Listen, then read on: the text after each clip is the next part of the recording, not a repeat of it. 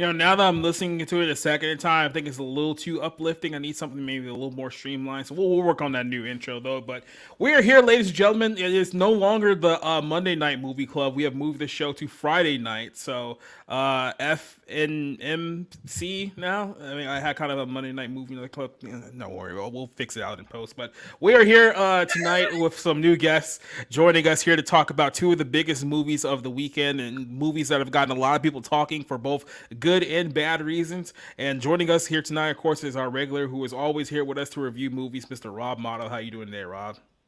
Oh, I'm good. Really interesting week at the movies, to say the least. Oh yeah, there's a lot to talk about this weekend. Now, unfortunately, our good buddy Rick Aragon could not make it here tonight, but just like his El Paso library job, we replaced him pretty quickly because we got two lovely guests joining us here tonight. First, joining us right below me is our good friend Paulie the Latino Slant. How you doing today, Paulie? Hey, doing good, man. Doing good. Thanks. I'm excited to be here. This should be an interesting talk. I hope so. Oh yeah, there are gonna be some obscenities being thrown out tonight. Let's just put it that way. Yeah.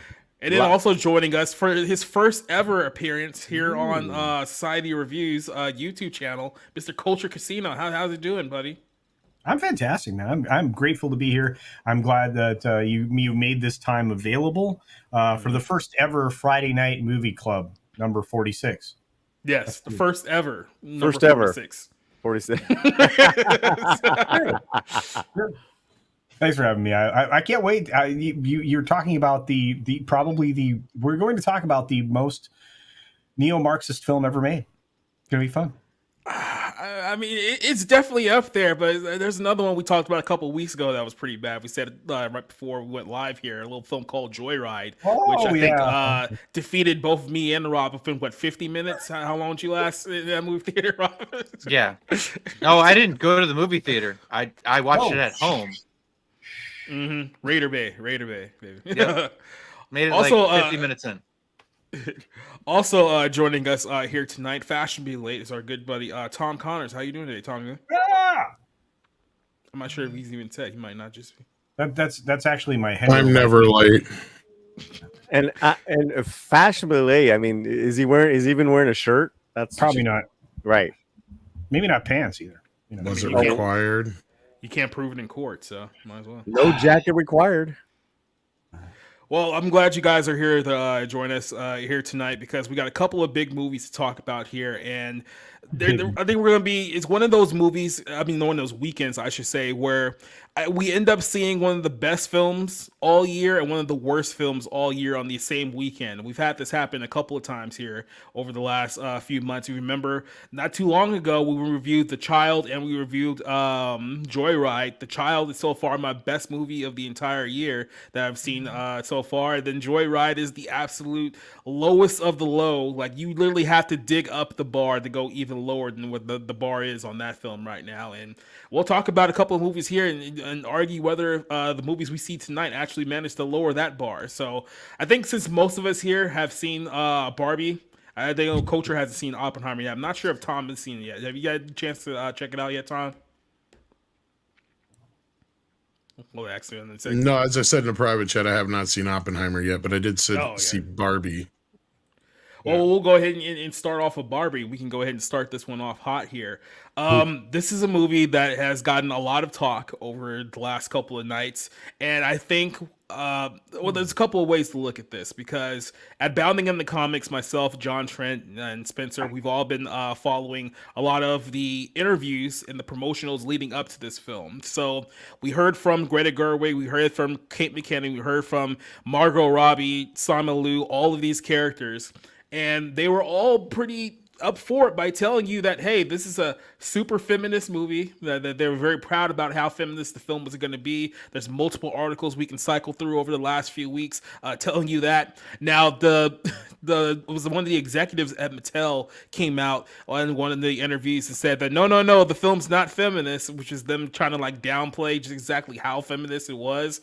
Now, I wasn't very surprised about how the movie turned out, but I know there was a lot of people who had high hopes for this movie going into it, thinking that, hey, look, it's Barbie, it's brand recognition. We're talking about something that's been around for decades upon decades. So maybe this could be a fun little quirky film. You put Ryan Gosling in, who's a guy who we generally like. We've seen him in some movies that we generally liked him in. Margot Robbie, I mean, she's a great actress, but I mean, she hasn't been in typically good movies over the last few years. I know Rob has labeled her box office poison after the list of bombs she's had over the last few years, especially a couple that we've seen last year, which was Babylon, which did terrible, Amsterdam, which also did terrible as well. But I'm gonna go ahead and start this off with you guys before we really get into the nuts of this movie here. I'll start with culture. What did you think of Barbie before you actually saw the movie? Did you actually have high hopes for this movie, or were you kind of cautiously optimistic about this film? I felt like I was the clarion call at the beginning of this. I felt like I was one of the voices in the wilderness before the film came out. I made a video about the film talking about just how woke it was being portrayed as by the people that were making it.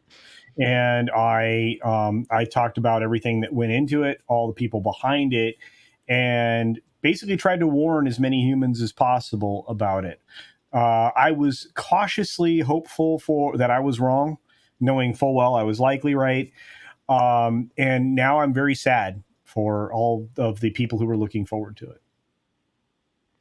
I mean, I'll save Rob here for an ending here. But Tom, I know you had some thoughts going into this film. What was at least your expectations of this movie before you actually saw it? I honestly thought, being that this is a Zaslav film, or at least in that regime, and considering what the trailers were showing us compared to what some of the actors were saying, I thought, well, maybe the actors are reading more into this than what's in the movie. I can't imagine Mattel would want to make a movie, for basically 8-year-olds that would be very divisive or politically driven. I mean, I even thought, culture was being a bit hyperbolic and probably looking a bit too deep into things. But as the few hours after he had seen it went on and other people had seen it and things started getting confirmed, I started getting a bit more concerned about the film overall because, the kind of going off what culture was just saying, a lot of the ladies in Toxic Femme were very excited about it. Now, since the film has been out and most of the ladies have seen it, all I can say about this is a preview for Monday night. There's a very big difference in all of the ladies' opinions on this. But some are leaning in a very strange direction. And I can't even believe where I'm starting to question if there aren't different cuts of this movie in different countries or so. I have no idea. I'm just getting to the point where I'm like, what movie are some of these people seeing that are claiming that it's not that bad, that are claiming it's some kind of satire on woke? Yeah, No. come on.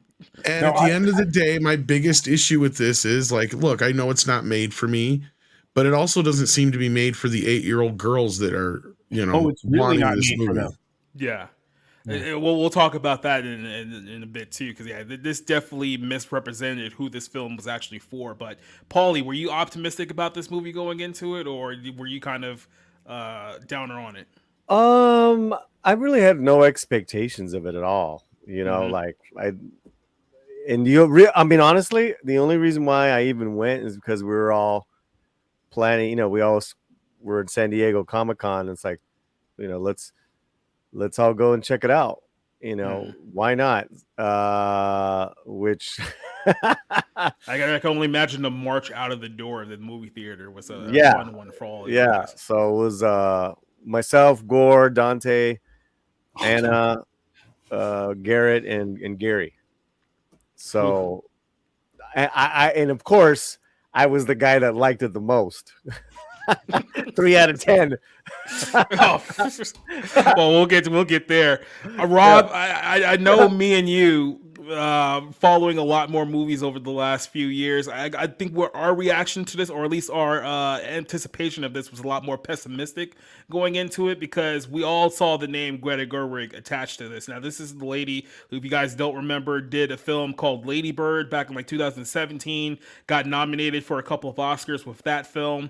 That was pretty much the one that really jumped off her career there. A couple years later, she did a film called Little Women, which a lot of people said was kind of, woke and feminist in and of itself. So hearing that she was going to do a Barbie movie, we put 2 and 2 together. I just felt like there's no way this film can be good. Like, it may not be terrible, but looking at all the names that are attached to this, and we'll talk about the stars here in a second as well. Did you think that this movie had any hope going into it? No, I didn't, because look, I full disclosure, I liked Greta Gerwig a lot as an actress. You know, some of the work she did, you know, in Greenberg and oh crap, Frances Ha, crap, I almost forgot that. With her would-be husband Noah Baumbach, who wrote this screenplay for Barbie with her. I had hope for her artistic career as a director. I really did. I thought that she had a semblance of an artistic bone in her body. She does not. Barbie is an absolute shit show. Just a complete frivolous nothing of a movie. And you know, we'll get into it and everything, but no, I had no hopes for this movie. For, you know, all the marketing, all the promotion for it. It was like, okay, I'm hoping it's not terrible. And I will say it was not as bad as I was expecting it to be. But that's really because it has no idea of what it is. This movie is confused about what it inherently is. So I'm really interested to hear other people's thoughts, but I am flabbergasted at the response by people, especially like Twitter feminists, you know, like the Zoe Rose, whatever fucking her name is. I am just dumbfounded that anybody could think there was any redeeming quality from this piece of shit movie. There were people leading up to us actually seeing the movie that were legitimately making the case that Ryan Gosling should get an Academy Award nomination for this film. And Rob, you saw it over the course of the last one too. Like, we're not making this up. People actually thought that this was an Academy Award worthy movie that we were watching here. And it's like you said, it's like, what movie are you guys watching? Like, what alternate reality are you guys living in right now? And real quick, this is the scariest thing about this film to me right off the jump, is that you have to remember this is the same film that Amy Schumer left because in her mind this film wasn't feminist enough. So think about that for a second versus what the end result of this movie that we actually got. But yeah, go ahead, Paulie. Geez, wow. Yeah, exactly. that just rattles me. Yeah, and yet, guys, I just wanted to say really quickly, it's probably going to get nominated for a bunch of fucking Oscars. Well, that's how upside down. Right. That's how upside down we are right now. In Oppenheimer, No, and I think won't. Paul is right, because this movie is literally what Paul Chatto has brought up when he talks about Hollywood only makes movies for people in Hollywood.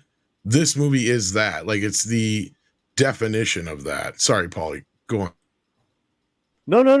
That was just I wanted to touch on that Oscar thing. I'm saving my other thoughts for later or whatever. I'm cool. But you're right. I mean, you know, I mean, that's a separate talk, I guess, society, as far as the Oscar talk. But you know, it's and then you got the requirements. Oh yeah, we checked all the boxes with this film here. But Double check. I mean, the first sign that we knew that this film was absolutely toast is when our good buddy Christian Toto, who's on vacation right now, he would have joined us too, because he would have loved to rant about this movie right now as well. He killed it in his review. Holy crap! Yeah, and I've known Christian for a long time too, and if he's killing the movie, that means it's really bad. So I knew like right away, it was like, oh man, if Christian's killing this film, then we're off to a terrible start here. And like I said, this is a film where the problem with this movie right off the bat is that, like Rob said, it doesn't know who it wants to be, because nobody's really certain about who's the target audience of this movie. I mean, it's Barbie. All it says is, hey, Barbie. So people just assume that, oh, well, I must identify this because I identified it with my youth, or I have, you know, young daughters who play with Barbie and whatnot. So I think a lot of people assume right off the bat that, oh, this is a kid's movie. I could take my kids to this movie because, hey, it's just Barbie and it's innocent enough, right? So you had people taking I know you guys saw this with the theaters that you guys went to as well. There were so many young girls, like young teenage girls in the movie theater for this. Like, they packed out like the entire house. It wasn't like just 40-year-old wine moms, even though they were there. But largely this was like young girls going to this film, because I think the impression with the marketing of this movie is that this is a movie that we can all take our kids to see. This is probably people who, came off the backs of the Mario movie not too long ago, thinking that, oh, Barbie, that's a safe title. We can go take the whole family to go see this. And I'm pretty sure you guys caught this as well too. There were people leaving the theaters, or even saying like throughout the movies, like, wow, I thought that this was like a kid's film. Like they were making a lot of suggestive comments and jokes and lines like in the film that definitely were not safe for kids that I saw. So did you guys notice this whole thing with your theater as well? Yes, when you had the construction worker scene, when she goes, I'm sensing a lot of innuendo. She goes, it doesn't matter because I don't have a vagina. One guy behind me piped up and said, I thought this was a kid's movie. Yep. Yeah. And then at the very end, I heard at least 3 or 4 kids say, what is that? To the gynecologist bit. Yeah, there's a lot of stuff in here. I mean, if you're a parent and you ended up at this film, you probably went out of there not necessarily being super thrilled with some of the subject matter. And I get it, it's PG-13, but I watched a lot of trailers. They don't tell you it's PG-13. No. And there are a lot of people trying to defend this movie saying, oh, you should know it's PG-13. It's not meant for kids and shit like that. Bull crap. It is directly aimed at kids. You take kids to a PG-13 Marvel film, right? Because, Exactly. There's nothing in Bayformers or Bay Turtles or anything that's as bad as this. Relatively benign. Right, and Spencer's in here pumping his anime again, but just you take kids to those kinds of films. This film at no point suggested, right, that it was going to be full of this shit. I cursed. You could say it. Beach off trailer. The beach off joke in the trailer was one thing, and that I could see getting it a PG-13. But normally, that's the kind of thing in a movie like this that would be like, okay, that's the one joke that gets it a PG-13, but most kids are not going to get it. Yeah. Do you think there's that a lot of kids things got there? I mean, it's not even that good of a joke because that innuendo is so forced. It gets beat to the ground by the end of the joke. Yeah. Yeah. But who is the 2001 intro for? If you are not deliberately trying to piss me off, seriously, as someone who genuinely loves movies. By the way, 2001 for the record might be the greatest film ever made. But it's just like, who is that for? It's not for little girls. It's not for millennial women. Or is that connecting to the Godfather bit fucking later on in the movie? I swear to God, I wanted to throw a rock through the fucking screen. It's attacking us. Well, that bit at the end that you're talking about with the Godfather thing, that is a bit where basically every Barbie goes after every type of guy. Mm-hmm. Right? Like you have, they mentioned the Snyder cut, a crack on that. They mentioned you have the Godfather bit, you have the techie bit, you have the mechanic bit, all that kind of stuff. Wait a minute, Spencer, are you aligning with Chris's terrible effing review? Chris who? Me. Yeah, but Family Guy is funny, guys. See, Family Guy is actually funny and referential, unlike Barbie. Right, and that goes back to the humor of the writers, right? Chris Stuckman Noah Baumbach and Greta Gerwig, two seasoned, or at least Noah Baumbach should know better. A seasoned writer and director in Hollywood wrote this Noah should. script. Noah should, absolutely, but it's to me, this humor was like the lockdown COVID humor, in like kind of creating this new world from our transcendental fucking moments that we were having locked up. I couldn't keep up as to what kind of movie this wanted to be. Yeah, it literally was all over the place. And, I was trying to find some character to connect with. Sometimes it was America's character, the mom, but most of the time it wasn't anyone. I mean, there's characters in this movie who could have been written off entirely because they played no actual role in this film whatsoever. Like the dad that we didn't even know about. I thought she was a single mom till 2/3 of the way in the movie, and then all of a sudden a dad comes out of nowhere. It was the beginning of the third act before we found that shit out. Yeah. And the way she was talking about him the one time he was mentioned before, she talks like he's either dead or they're like no longer together or whatever. And then when Like, they show him, of course, he's a complete buffoon. Because, of course he he's is. a guy, Every so. guy in this movie is either a complete guy. buffoon or Every guy. oversexed asshole. No, he did not. No, Simu Ryan. Liu did. I mean, No, if anybody stole have the to- show, it was Michael Cera.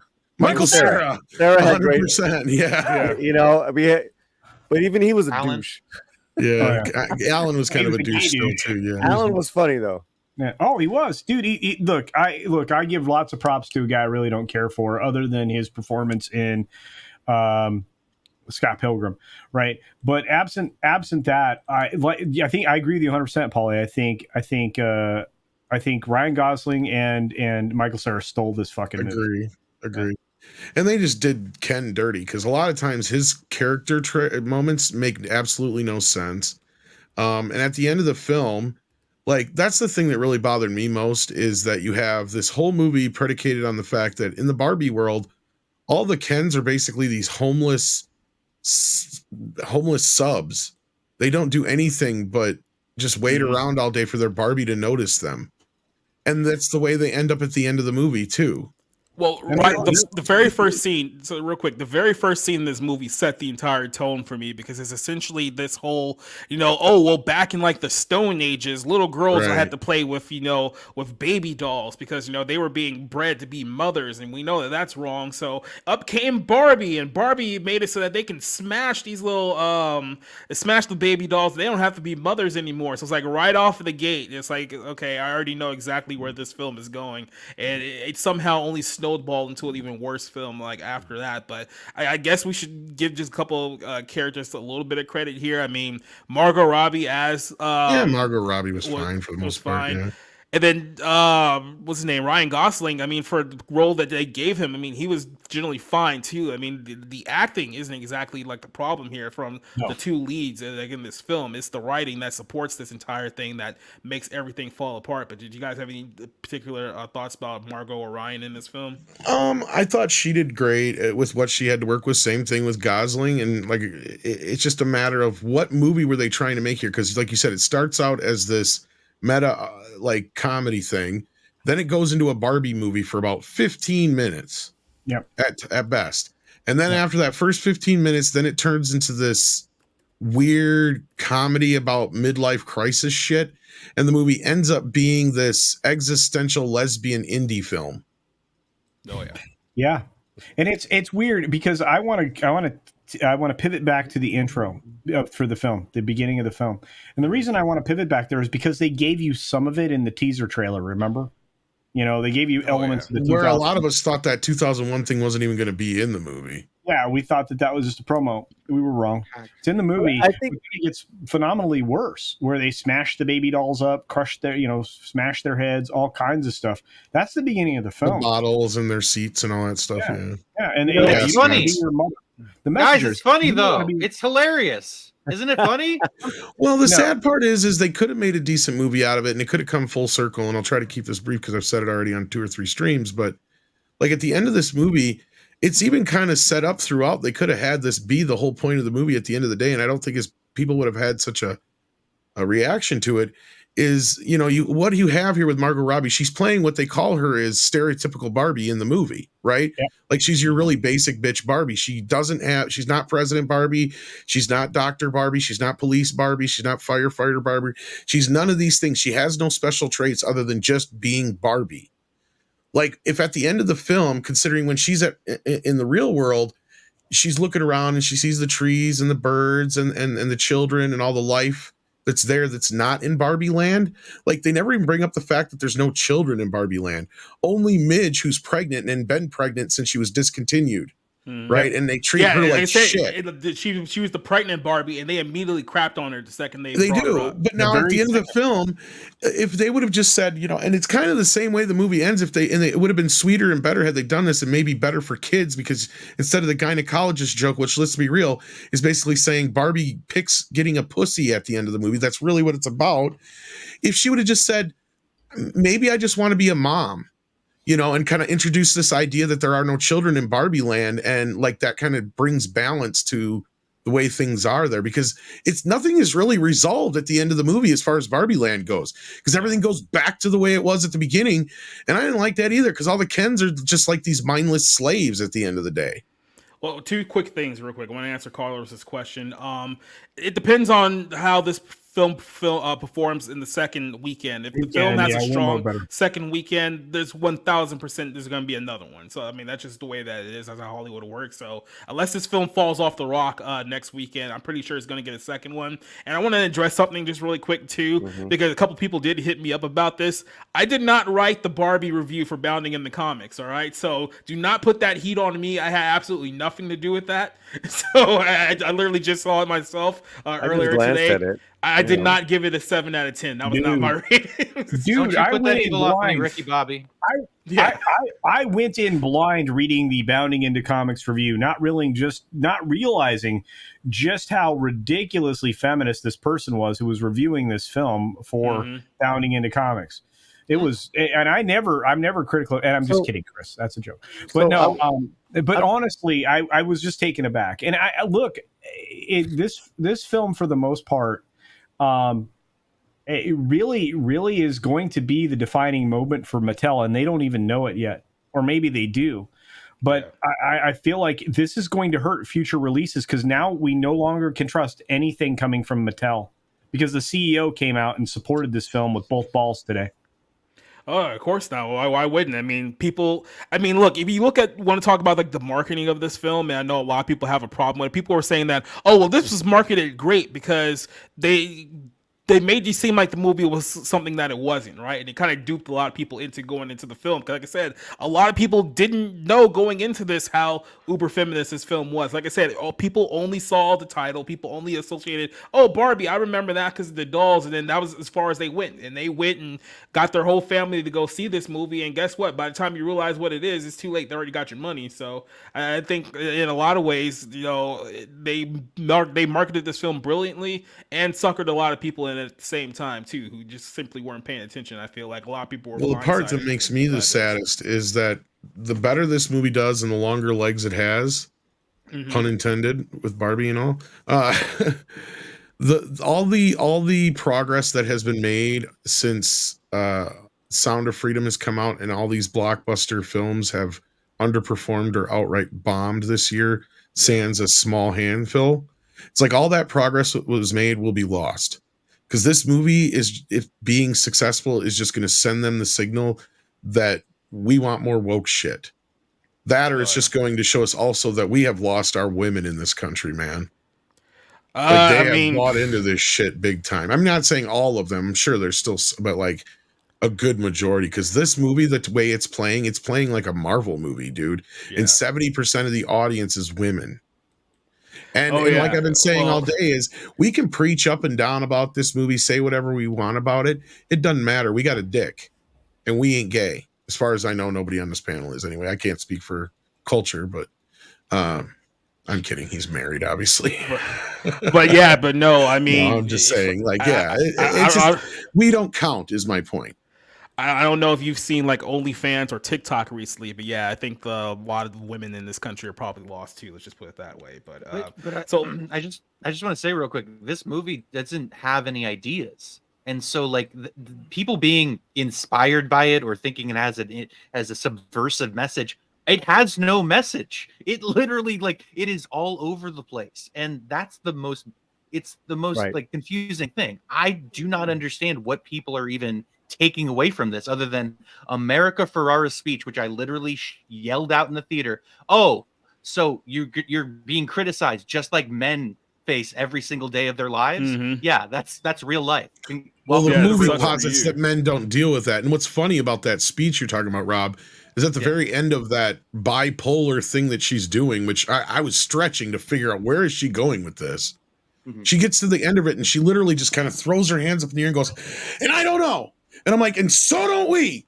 Like, I felt that way in the theater. I'm like, we have no idea what the hell you just went off about, but whatever that was, just snap that other Barbie out of their, subservient, hypnotized state. But yeah. Well, so the whole plot of this film is that Barbie, for whatever reason, Yeah, for whatever reasons, having some kind of existential crisis where she's thinking about death and panicking, and she doesn't know why she's feeling these things. So Kate McKinnon, who was like Weird Barbie, that's her title, tells her, "Oh yeah, you have to go to the real world and figure out who's playing with you, and then you'll find out like why you're feeling these things." So literally, her and Ken go into the quote unquote real world, and they find out that in the real world everything's run by the patriarchy, and you know everything is complete opposite of Barbie Land, where everything's run by women. But of course, Ken is there for like 5 minutes. He absolutely loves the patriarchy, and in the course of them going to the real world, he brings the patriarchy back to Barbie Land. So when Barbie finds out that the reason why she's been having this thing is because America Ferrera, who's I think like a mid-30-year-old single mother with a teenage daughter, has been drawing her because she's having her own issues or whatnot. And then almost immediately it's like, okay, well, let's just go back to Barbie Land. And they go back to Barbie Land, and Ken's basically taking the place over and just turning it into like a Buffalo Wild Wings / UFC gym. Yeah, but of course, here's the thing you left out. Of course, she works for Mattel because plot says works for Mattel. Thank you. Oh, I mean, in all honesty, like her character, both of their characters, if we're being really honest, neither one of them needed to be in this movie. You could have written them out entirely. It would have changed absolutely nothing. The only reason why she's in this movie is because she has to make the speeches halfway during the film talking about how terrible women have it and how much easier men have it, and why do we always have to, be perfect in the eyes of men and stuff like that. And women. Well, see, then she didn't miss the beats. You guys have really exhausted some time. Let me get in here. I want to ask you a question when you're done. I want to ask you a question when you're done. Okay. In regards to what Rob was saying earlier, like this movie's like really about nothing, which I completely agree with. Mm-hmm. I actually think they were just throwing darts. There was a couple of lines that stuck. The problem is that this is that it's a yes queen era. So that's why you were hearing so many cheers in the audience. It's almost like they were having they had their drinks before. They're all dressed in pink and they went to go with girls. It's a thing. And I think so. I want to make one little note. Let me get through it. So that thing either will be a short-lived, or it's going to really get into the zeitgeist. I don't think it is. I think it's going to be short-lived. I don't know about second or third viewings, but it's a 70% women thing, because there are some of those lines that do hit with women that were hitting the chords of truth for them. That's where like, oh yeah, stuff like that.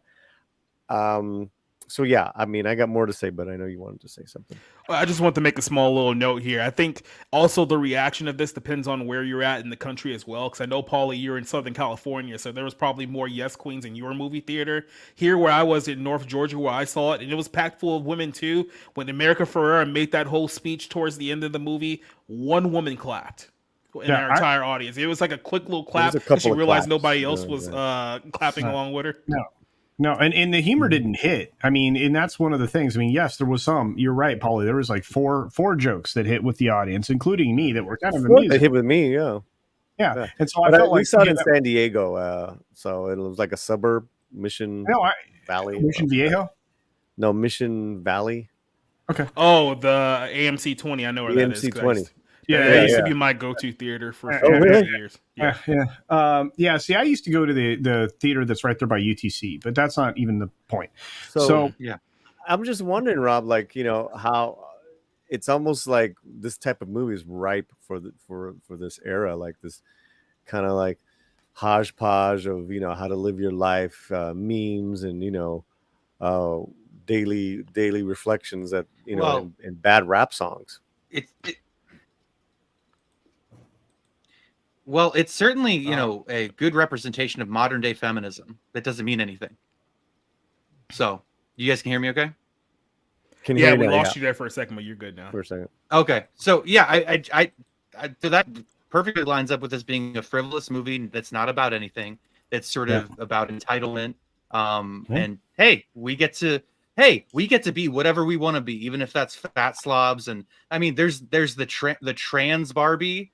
That they don't point out, but it's Hari Neff, who is just, you know, talking about Barbie and that bounding into comics art. I mean, they covered it from somewhere else, but I mean, you know, it's just like Barbie can be whatever it wants to be, and but also like, you know, it's an incredibly empty like viewing experience, even if it's fun for women to go out and watch this shit. Right. So let's take the whole women stuff out, right? How do they treat the men? Terrible. How do they treat us? Dog shit. Right? Whether we're 30% or 50% of the audience, we're still that 30% that went, you know, or maybe gave money to our girlfriends. Oh yeah, you go, honey. Okay, I'll get some tickets for you. Go with your girls. Whatever it is, right? How are we treated besides just, you know, Gosling's abs? An afterthought. Honestly, an afterthought. I mean, the afterthought was really that I mean, there were so many different levels of low on how they treated men in this. Yeah. That I couldn't even believe that goofball dad who was trying to speak Spanish, and it's like, where were you this whole movie? Thinks that everybody hates women. Don't you remember that even the girl herself says it? Like, come on, mom. Everybody knows that men hate women and women hate women. That was a good line. Yeah. But this is the disconnect here with this movie, is because there's so much dialogue and so much jokes and so many jokes that are aimed at men that are literally only are going to be appreciated by like women in like their 30s and their 40s, right? Because 8-year-old little girls are not going to identify with anything that's going on like in this movie, like all this man hate and the fact that it's like you have these women complaining about how much pressure they are under men. Like a girl like who's like 10 years old, like she's not going to have any concept of like any of this stuff. So it's like clearly this film isn't for her. So well, but the biggest mistake of all of this radicalized intersectional feminism is that they take on those responsibilities themselves. And the most critical people are women of women. It's not guys. Guys don't work in that same critical mindset, right? We don't focus on people. We focus on things. If we're focused on a person, it's something that we have, somebody we absolutely love or somebody we absolutely hate. Other than that, we're ambivalent. And when it comes to dudes, we're usually bros. We meet. You can talk for freaking 4 hours to the guy you just met in the bar. You don't know this fucking guy's name. And you're talking about sports and movies and television and all kinds of other cool shit. Like, oh yeah, I have an RX-8 or whatever the fuck you want to talk about. Women talk about, they are more engaged on the people side of the equation. So they're way more critical of people. They're way more critical of people reactions. That's just the way they're freaking wired. And Paulie, I had a question I wanted to ask you and I wanted to ask you now for about 10 minutes. So did you notice what Christian Toto also noticed, and I noticed throughout the film, all the various interruptions that they stopped plot? They stopped the film entirely to give you a different kind of lecture of how men are bad. It happened like multiple times in every single act. It really killed Christian described it better than I did, but it really described just the fact that it just kills momentum. Every time this film gets rolling, it stops to give you fucking bullshit. Mm-hmm. Is that a question or a statement? No, I'm asking you. Did you notice that? That's the question. That was the interrogatory. I almost very early on got really numb to the insults, and then I started thinking of just like how Hollywood has been doing this with IPs that were men before, and then they flipped it. Whereas this was a golden opportunity to say and do something unique with Barbie, you know, to have that real great type of comedy and get your message in there, right? I mean, it's like Sound of Freedom. It's a strong message movie, but it's a strong drama. So I was almost just numb. I didn't. It got to a point. You know what's funny to me? Wasn't enjoying myself.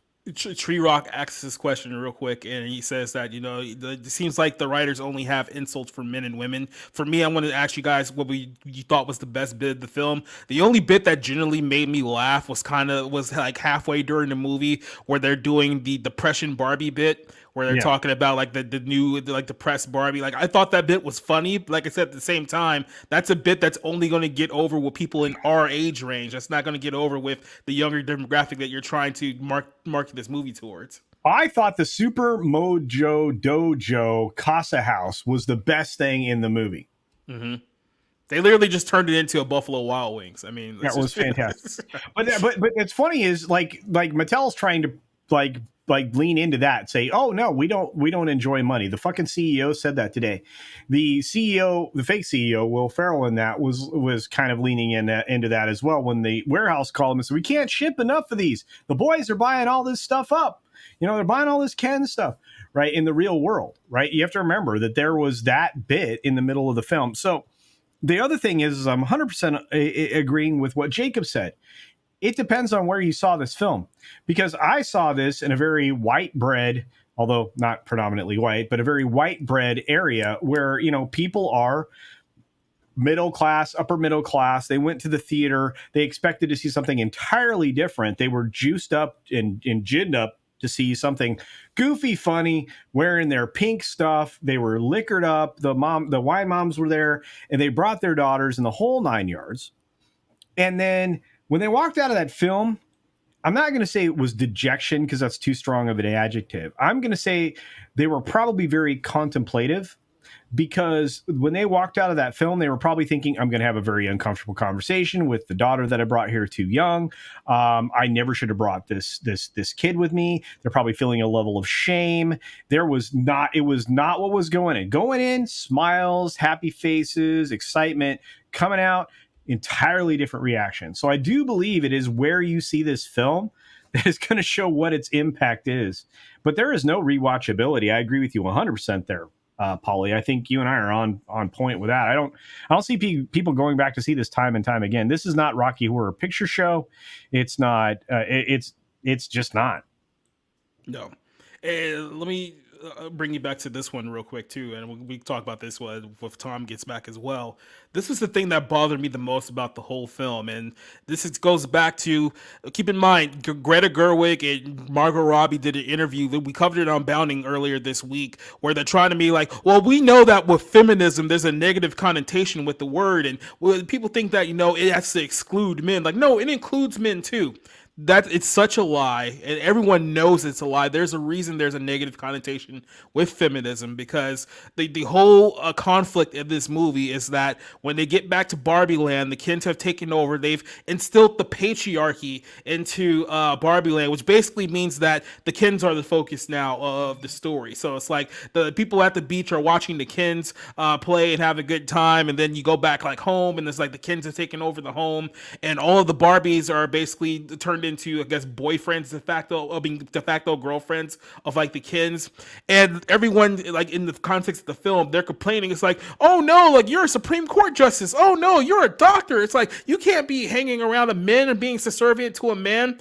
It's this feminist idea that you can't have a career and have a love life at the same time. And this is what has absolutely destroyed the discourse of men and women in this country and a lot of other countries as well, because feminists frame this thing as like, you have to choose between being a mother or having a career. You can't be both. So it's like, you can't be you can't have an office job. You can't be a Supreme Court justice. You can't have this and that and have a family as well, and be a mother as well, and be a wife, like, as well. It's like, you have to choose. It's like this whole, I don't know what they're trying to aim for here, whether it's population reduction or just like feminists are breaking up families. Like, this stuff needs to stop. And this is the thing that's really pissing me off about this film. It's like, there's so many young, impressionable women or girls who are going to go see this movie, and they're going to think that, oh no, like, they're going to buy into this crap knowing that they're young and impressionable. And that just absolutely, like, drives me up the wall. I mean, Rob, I'm pretty sure you noticed this as well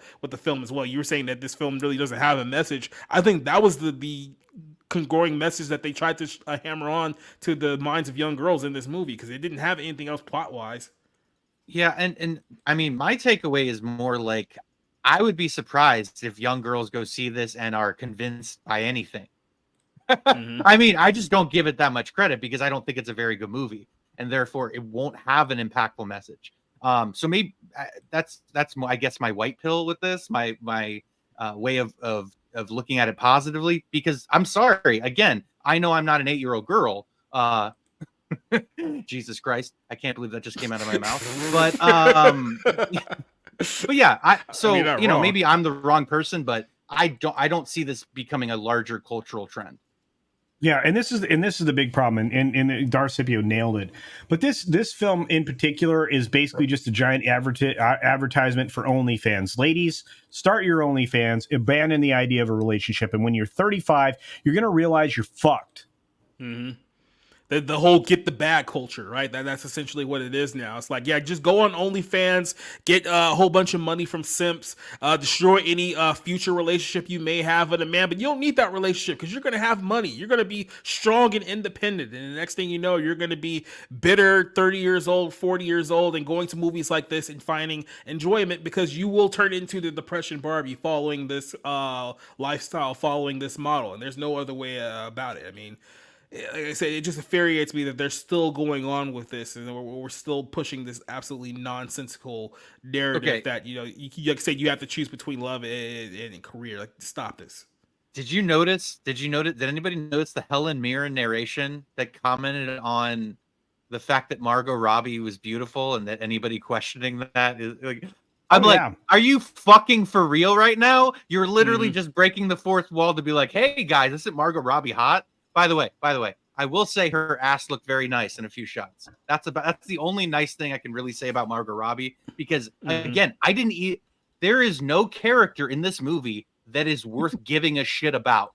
Like, even No. Barbie is not an interesting character whatsoever. And maybe that's the point to some degree, but there's nothing to hold on to, not even her tits. Well, regardless of what you think of Margot Robbie, and I think she's a very attractive woman, but the idea here is basically more of the narrative than anything else. You have you have the idea, what's being pumped at these young ladies, that you don't need men, you don't want men, get your own girl. And it's okay when you feel hollow at 35 and 40 because you've accomplished very little in life and you can't have kids anymore. And your looks are fading. Maybe, I don't know. A lot of ladies can look good into their 60s and 70s. I mean, we've seen that in Hollywood. But the point being is that your values diminished. And look, I'm not one of those hardcore red pill Andrew Tate guys or any of that. I just know that living the life that I've lived, that is very hollow. That existence, that superficial existence that is instant gratification, is the most hollow thing you can pursue in life. And when you realize that, all of a sudden, some of these people now find their way back to whatever mythical thing they believe in, religious thing they believe in, whatever it is that they get down with. And then they're like, wow, I completely wasted my life in service of myself and no one else. And that's the existence that this neo-Marxism is pimping to these kids.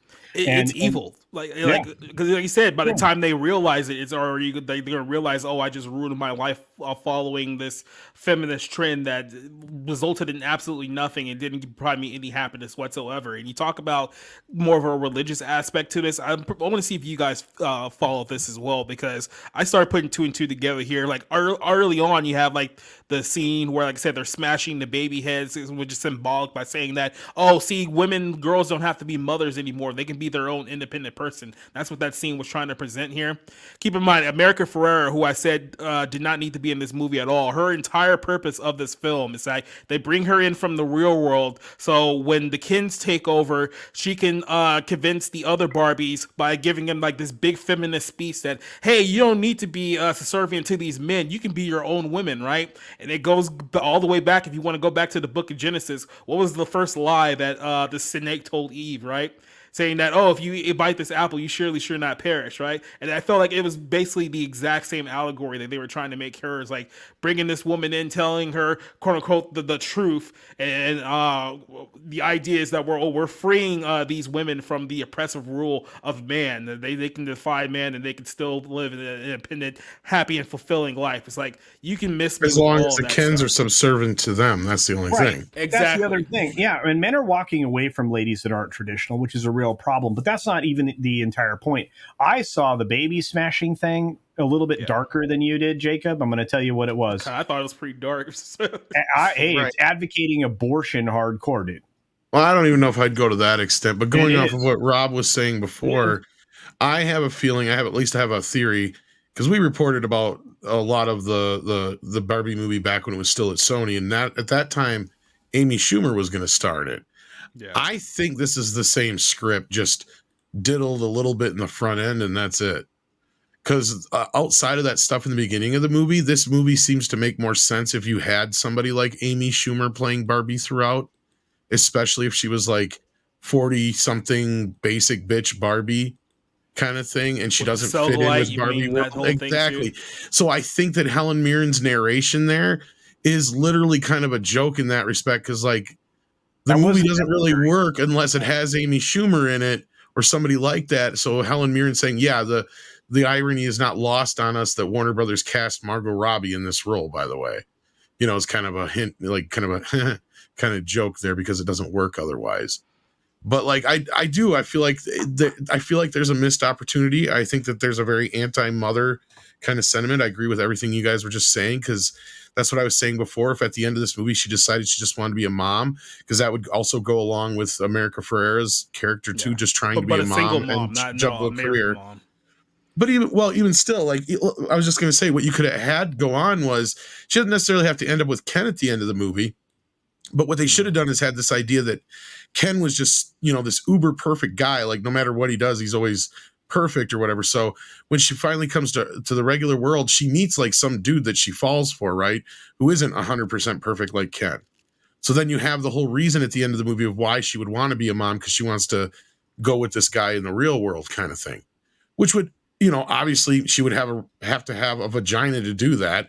So you don't have to say that specifically out loud, but people would kind of deduce that in their heads, and you don't have to have that awkward conversation with your 8-year-old at the end of the movie, because they can understand that Barbie wants to be married to this other guy and have a baby. Okay, that's understandable, right? Like it just feels like to me that there was a decent film here, because there was a lot of the funny stuff with Ken, and there was kernels of funny things that could be done in the real world with the whole fish out of water story. And I liked how, you know, the Barbie world worked as far as like the rules and stuff. I mean, they put a lot of thought into that. Just too bad they didn't put a lot of thought into the rest of the movie. I just want to know where the Kens live. And this is the conversation I think they are homeless fucking slaves. And this is where I want to talk about, because I do believe they are homeless slaves in that world. They only exist to please the Barbies and to have recognition from the Barbies. And they have no houses. They have nothing. Barbie didn't want it to be Barbie and Ken's house. That is starkly clear when in the speech where, you know, Ken's reacting to it. And they make him such a weak beta male at that point. Well, it's even the fact that you're framing him as like the bad guy, because in the Barbie world, the way that it's supposed to be the perfect world, he's basically just there to live for Barbie and like nothing else, right? So then when he goes to the real world and he feels like he's being appreciated for the first time in his life, it's like, oh yeah, this actually feels great, actually being a little bit the center of attention. And then they're framing that as like, oh no, this is bad because it's not about you, it's about us. It's like even exactly rules for thee, not for me, kind of thing. Exactly. It makes no sense. Well, that's what I was getting at, is like, that's what I'm trying to figure out the message of this movie is, because the only real messages I can find is that all these negative ones. So when people are saying it's not that bad, I don't see this, considering I was one of the few people who went in rooting for this movie and gave it the most chance of almost all of us in our group. Yeah. You know, like I can't understand some people's response to this movie, and the people that are coming out of the woodwork defending it, and even some of the people within our own sphere who are defending it. It's just like, what fucking movie did you see? Because I know what I just saw. Yeah, they're owed blowjobs. Is all it is. I mean, come on. I mean, literally, there was a guy near the end when he's wearing his Kenergy fucking sweater. I heard a Right. guy behind me sitting with a bunch of girls going, I'm getting one. We get it, dude. We get it. You're just hoping to get laid when you get home. It's fine. Super It's soft. totally fine. Super You're soft. not a fucking loser. Yeah, try a Oh, he little is a less loser. hard is all we're saying there. Yeah. Just final thoughts about this movie. Like I said, there's a lot of there's a lot of things upon reflection that I just don't like about this movie. Here's my idea. This is what the film should have been, but of course, because it's Hollywood, they would never do this. But this is what the movie should have been. Get rid of the America Ferrera character. Get rid of Will Ferrell, who we didn't even mention because he's so irrelevant to this movie. Get rid of all these people. Here's what the story should have been. Ken and Barbie go to the real world, right? And upon being in the real world, you have Barbie, who's kind of like wrapped into like, you know, the Me Too feminism side of like the real world, and she gets super into that. Then you have Ken, who's kind of like into like the manosphere and Andrew Tate side of the real world, and that end. And then what you're supposed to do is you're supposed to lampoon both sides to show just how completely toxic both sides are, and then have both Barbie and Ken be engrossed in those sides. And then the ending and the payoff of that is towards the end they realize that they've drifted so far apart from each other because they're in these ideological camps that they're more unhappy now than where they start, and they realize that if it wasn't for all these other outside parties, wherever the case is, that they would have been far happier together, and then that brings them back in towards the end.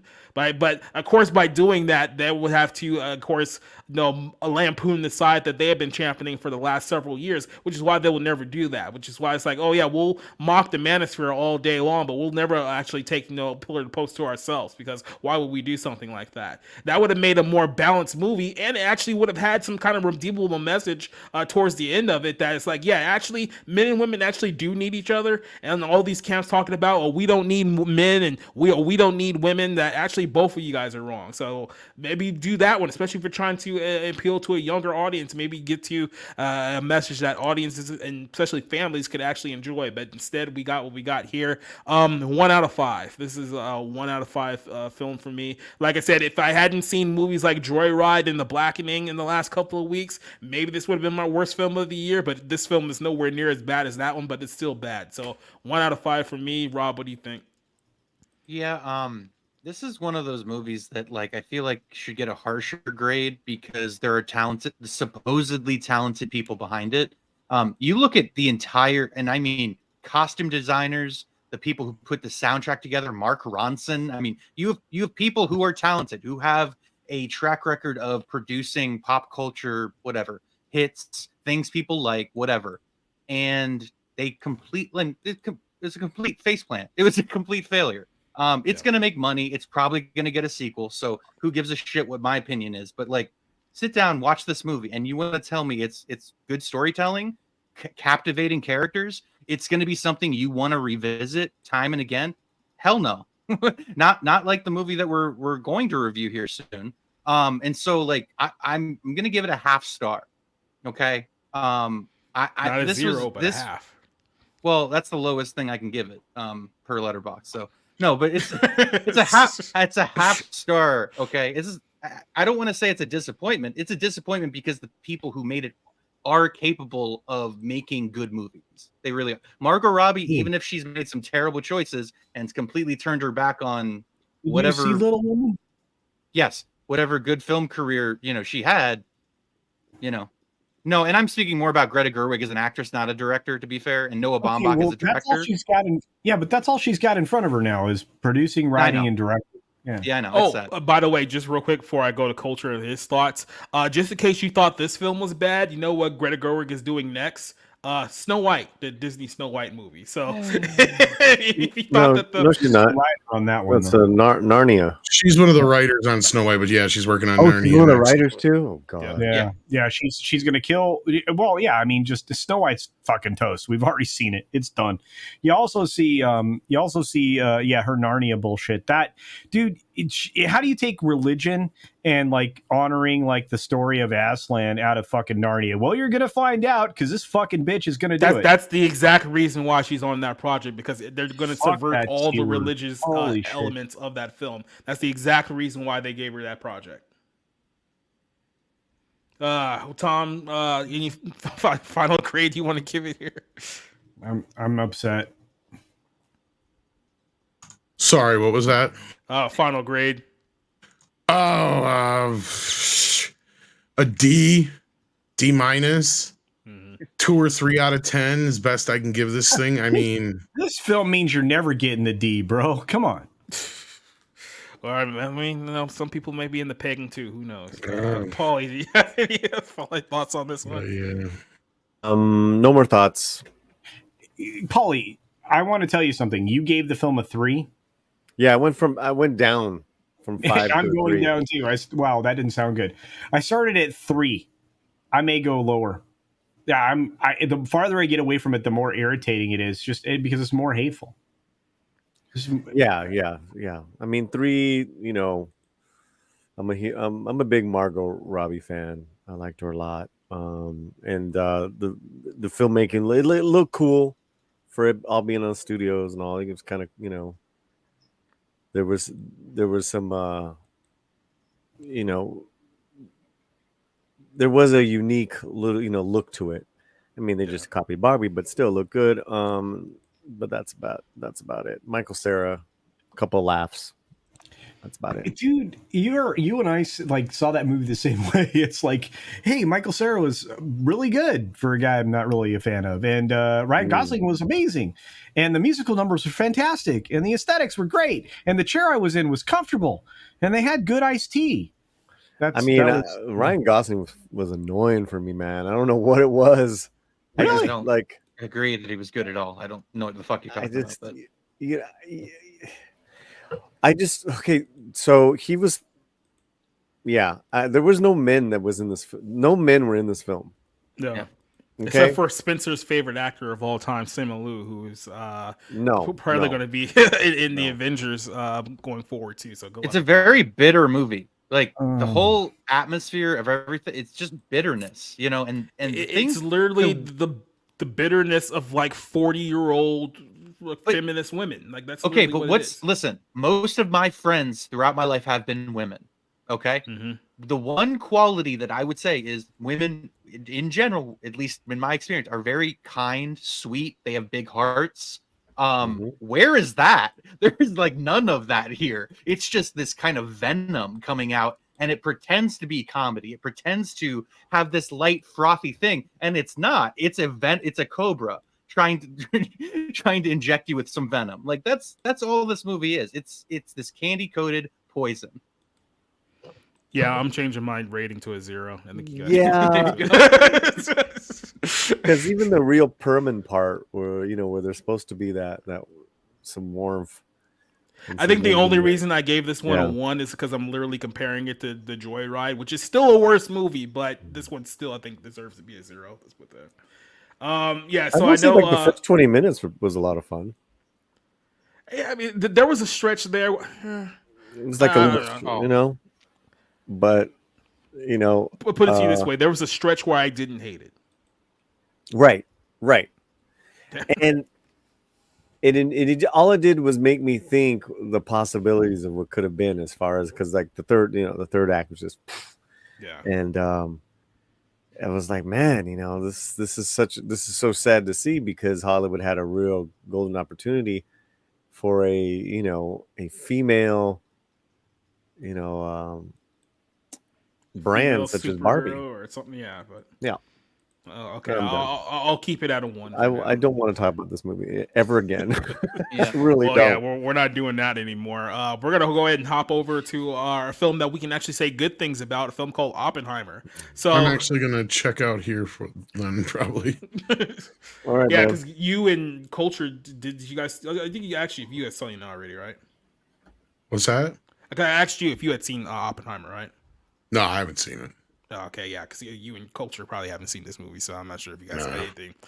But if you guys had any questions, you wanted to ask if you wanted to hop out now. But I think Culture's gonna stick around. But yeah, I got a pizza cooking, so I'm gonna head out and then. What you got, man? What you got on your pizza? Sausage, pepperoni, thin crust. Well, you got anything that you want to chill out while you're here? Just some Midnight's Edge and Midnight's Edge After Dark. You can find me there. I'm sure I'll be showing up on karaoke, and I don't know if Loki's having the late night show tonight or not. I don't know what's going on, but in your radio show, you had your radio show. Yeah, I had radio earlier. Yep. Rumble. He's on Rumble, On guys. Rumble. Now on Rumble. Let's get ready to rumble. That's right. But by the way, Bruce Buffer is objectively the better Buffer. I'm just putting that out there. Yeah. Now on Rumble. All right, man. And Later, actually- Tom. Thank you for joining us here tonight. Because we have to go off on this movie quite some bit. All right. Sounds good, guys. Take care of yourselves. See you later. Hey, thanks for having me. Take care, Tom. See you, Paulie. Nice meeting you, Rob. Take care, Jacob. Yeah, you too. There's something out there in the world tonight. Tree Rock asks about No Hard Feelings to Polly. I just want to say, No Hard Feelings is 5 times better than this movie. Oh, by a lot. Yep. Like, Yep. I thought there was an opportunity for an actual real lovely rom-com in No Hard Feelings. They just missed it at the end. If you sharpened up a couple of aspects of that movie, that actually could have been like a legitimately a pretty good movie. And here's the thing: it was what I liked, and I think Paulie would agree because I think I heard him say it. There was no exploitative nudity in that, right? The fact that you saw, Jennifer Lawrence naked wasn't sexy. That was like raw, feminine. Well, hold on. I don't know. I think it was kind of sexy, but yeah. I'll She- just stop What talking. was hot is that she was angry and okay, she was literally suplexing teenagers on the beach. bro. She was angry and naked coming out of the ocean. Come on. Okay, there was a little bit of sexy, but it wasn't done in the sexual way. But when she came out, dude, she comes out the ocean, whoops the shit out of 3 people. It is the best minute I've ever seen of like ass kicking by a chick. And you had no doubts that she did it because she actually did it. She actually lifted the dude up and went straight. Listen, for all its flaws, it was entertaining. Some good actor like the kid. It could have been better, but it could have been better. Yeah, I think it's making. I think it's made its money. Yeah, and they had some legs, and she has legs. Yeah, I tell you what, I think that'll do pretty well. I think that'll be a cult film going forward. But the problem is that the third act, the end of the third act, there was no good ending. And this is the problem. I don't think it's going to be a cult film. I think they're going to forget about it. Here's what bothers me the most is that it could have been. The only thing that you remember about it is her chi-chis, man. Come on. It's just something that culture you had said, I think earlier today too. It's like this isn't the trend we've seen with Holly or Rob. You've noticed this too. It's like we don't get happy endings anymore. We don't get an ending where a guy and a girl ends up together at the end. Like that just don't happen anymore. Like unless it's an LGBTQ relationship, I can only remember a few films over the last few years that I've actually had where a guy and a girl throughout the course of a film actually ended up together and ended in happiness. So no, it's all about short-term gratification. Sound of Freedom actually had a happy ending. Oh, that's true. That's true, but it wasn't a rom-com. It wasn't. It's not mainstream Hollywood as well either. That's also true. It was produced by 20th Century, but clearly that was a film that I gotta ask. Mission Impossible. It's still not a happy ending. We don't know.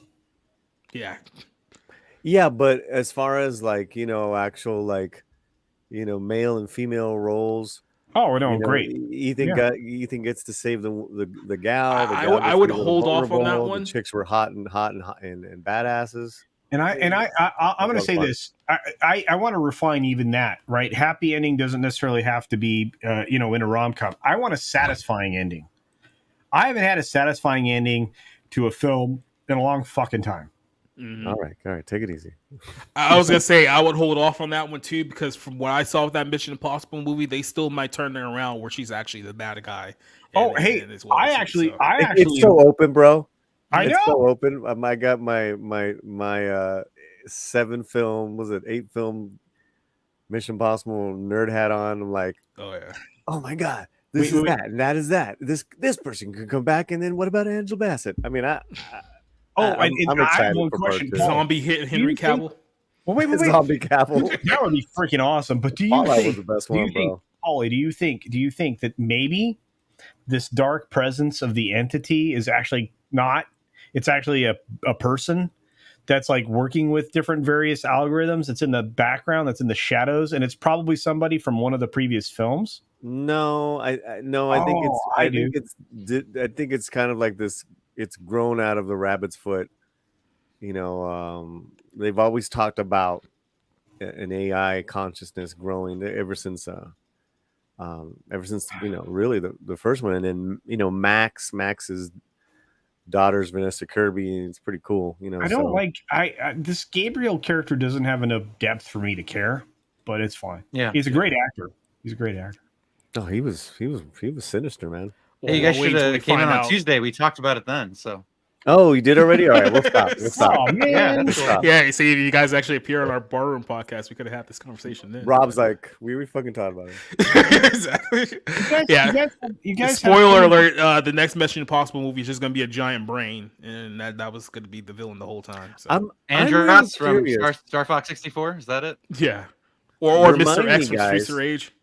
Remind me, I'm really curious how the next month of movies go. Oh, Right? Not Because well. I really feel like the female audience is going to burn out real quickly.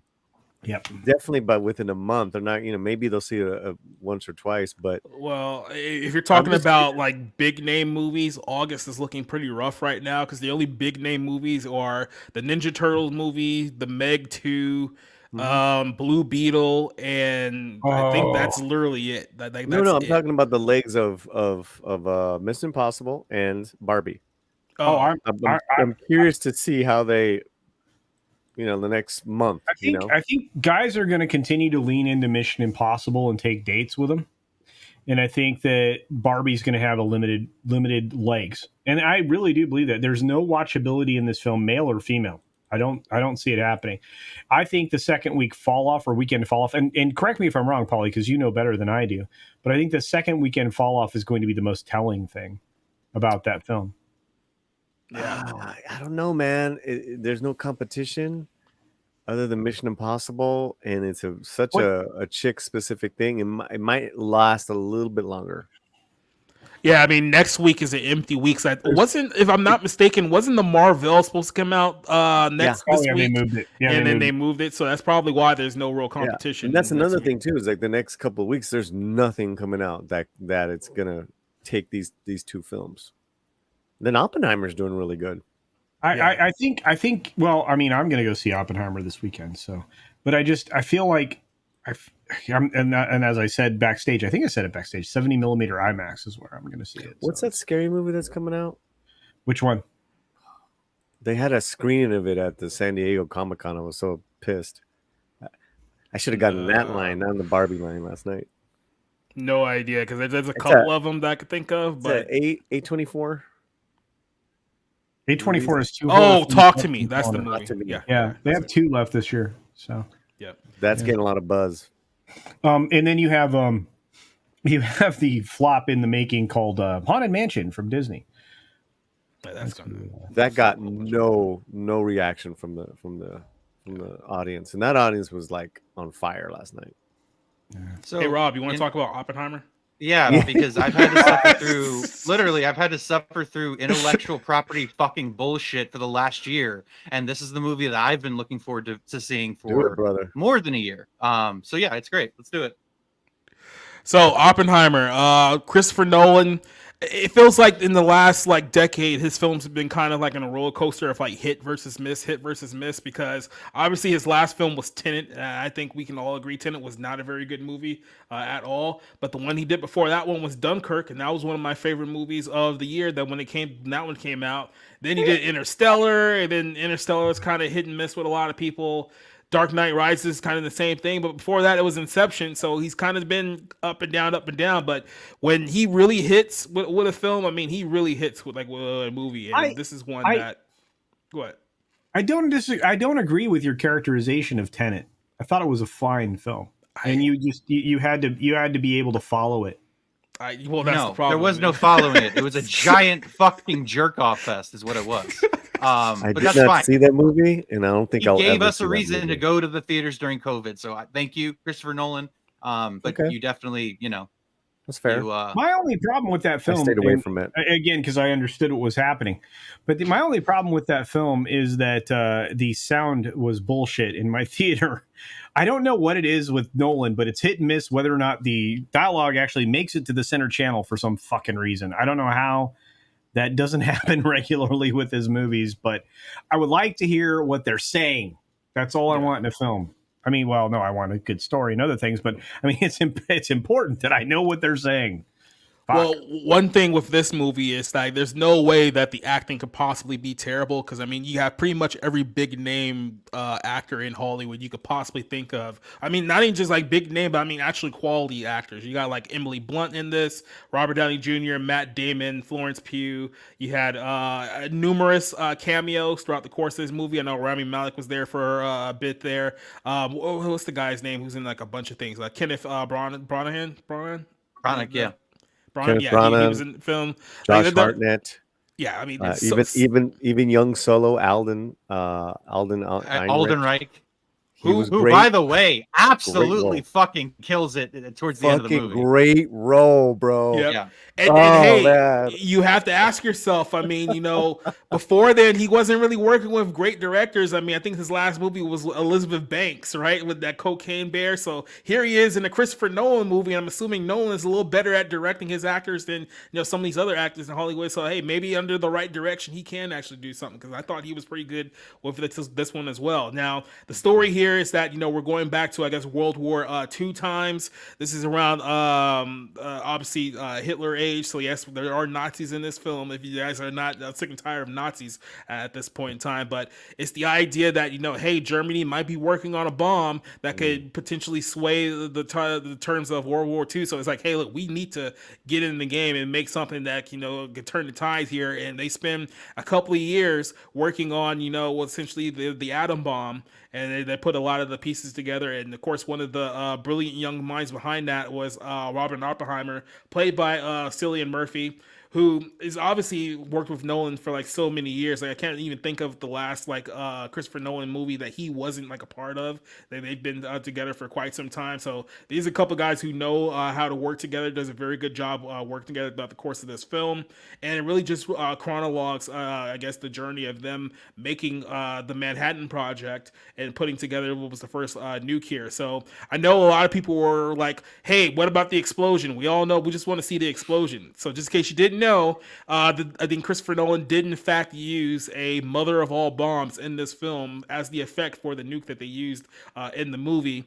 If you're going to this movie just for the explosion, you may be a little bit disappointed because it's not nearly as over the top as I think a lot of people would expect it to be, especially since you're talking about good marketing. They did not spoil the explosion anywhere in the marketing of this film. It was like, you had better go see this film in theaters if you want to see the explosion. But if that was your only thing, you may be a little bit disappointed here. But there was a lot of great story, a lot of great acting in this film. My only real complaint about this film is like the first act. It does take a while to really get into the story because it's very slow paced in the first act of this movie, but once it really starts getting going and the story starts moving, like I said, it really picks up, especially in the third act. But I'll start with you, Rob. What did you think about the film?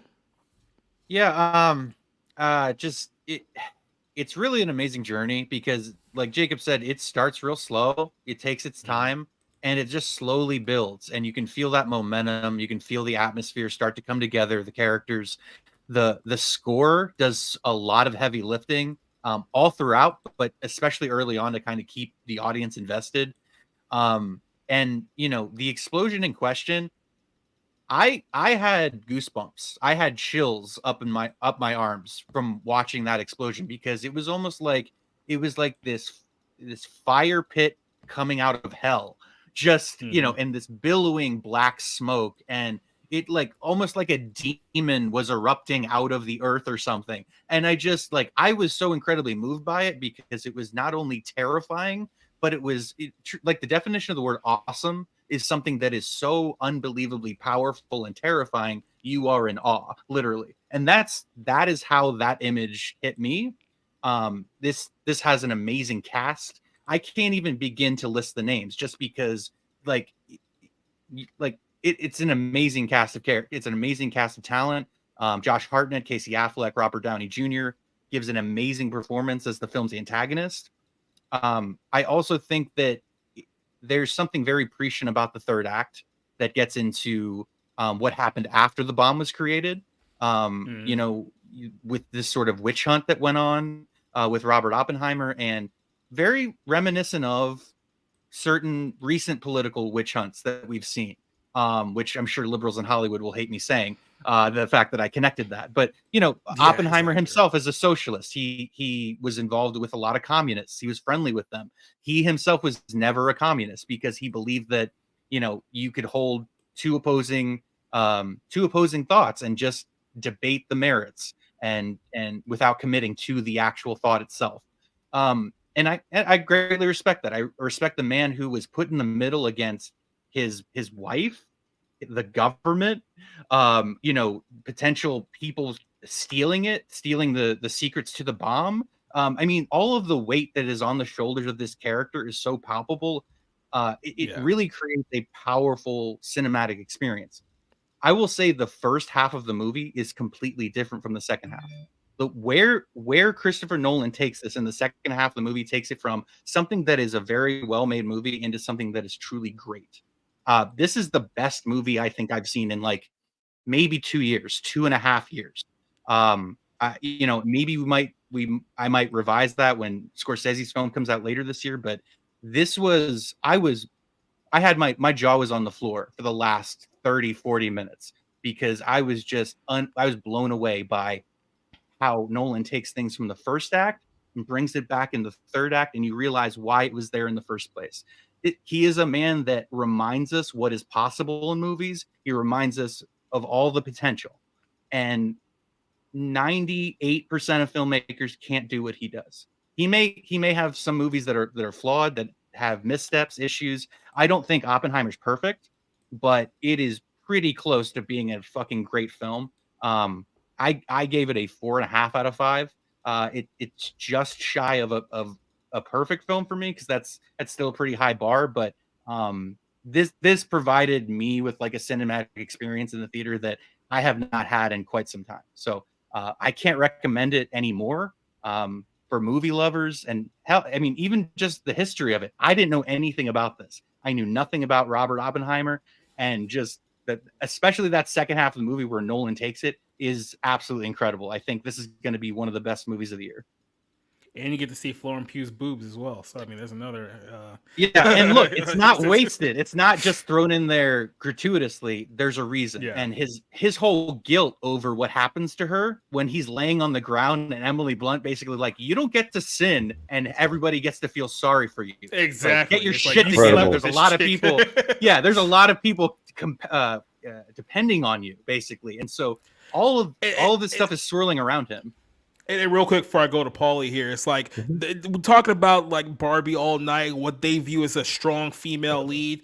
This is what Emily Blunt played in this character. It's basically the textbook definition of a strong female, someone who actually supported her man at the roughest time in his life, because he gets to a point where he's literally being persecuted by the government, being accused of being not only a traitor but a communist. After he essentially succeeded in his greatest triumph, like of his life, and she stayed behind him and literally fought for him like every step of the way. But that's literally the textbook definition of what you want out of a strong woman, someone who's going to be behind you no matter what. But I guess that just goes by today's standard of femininity here. But Paulie, I'll start with you. Just give us your general thoughts of the movie here. How much did you like it? I mean, I'm right there with Rob. It's rare how much I agree with Rob. I follow you on Twitter, but love you, man. No, but you're so right. And let me give you an example as far as that storytelling of dropping something in that first act and then bringing it back to have so much impact was Robert Downey Jr.'s character. Yeah. In that interaction with Albert Einstein, which you think is like, okay, that was like nothing. And it was the end of the movie. Yeah. I mean, that was like, yeah. I mean, and of course, this is Robert Downey Jr.'s best dramatic role in decades.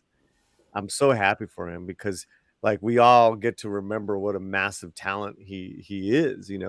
From Chaplin and Lesson Zero. When I was growing up, I mean, I was such a Robert Downey Jr. fan. So it was great to see because Rob, that first part, I was like, okay, I'm not really connecting with Downey Jr.'s character yet, but it comes back, just like you said. And then with his aide, who is kind of like in that second part, kind of like the moral voice of us, you know, seeing just how really the government, the military industrial complex, that thinking, everything's starting to take over, was as to like that's like the origin of where we're at now. That was incredible. So many different things to just be fascinated with this film. I need to go see it again. You know, if I wasn't so busy with the going to the San Diego thing, I probably would have seen it again already. We saw it in IMAX. It was breathtaking, and it does plot a little bit, because you got to remember too, it is a biopic, and there is a lot of language. There's a lot of characters, a lot of different people coming in. You know, it's like, you know, almost.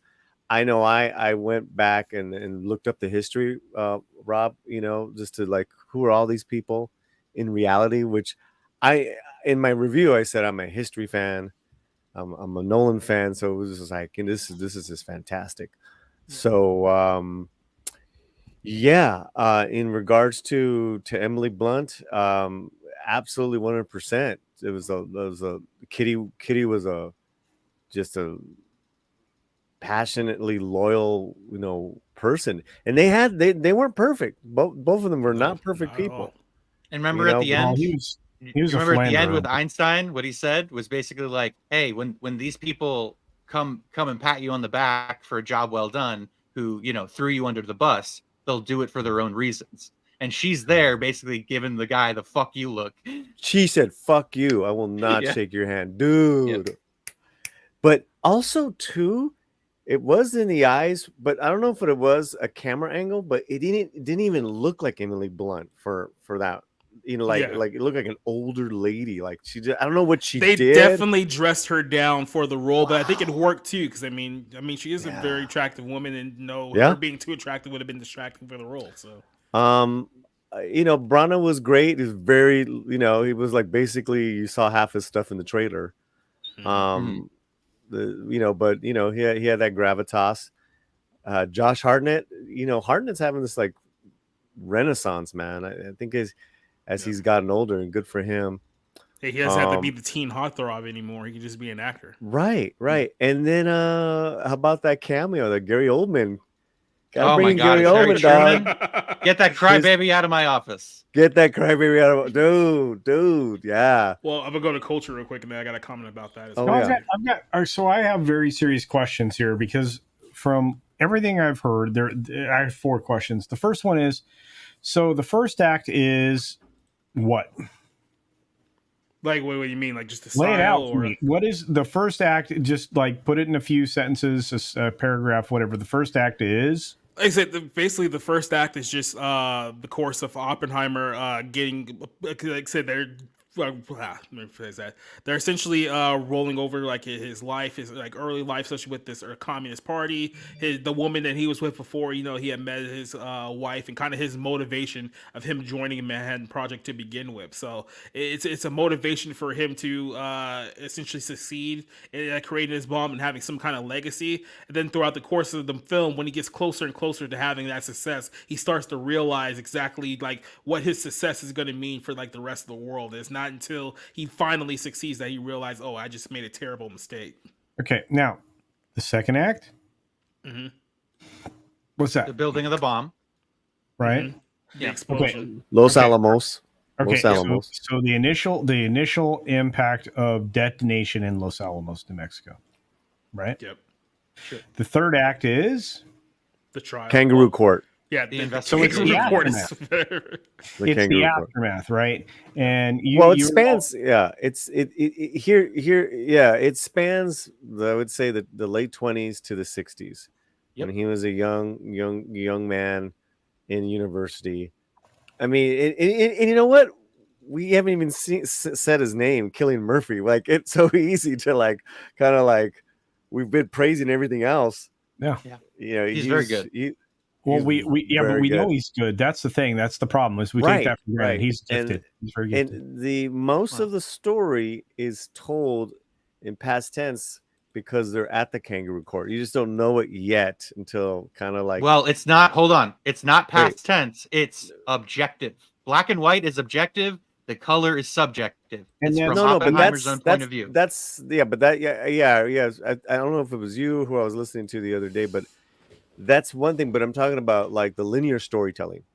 Oh yeah. was they were in that private kangaroo court, right?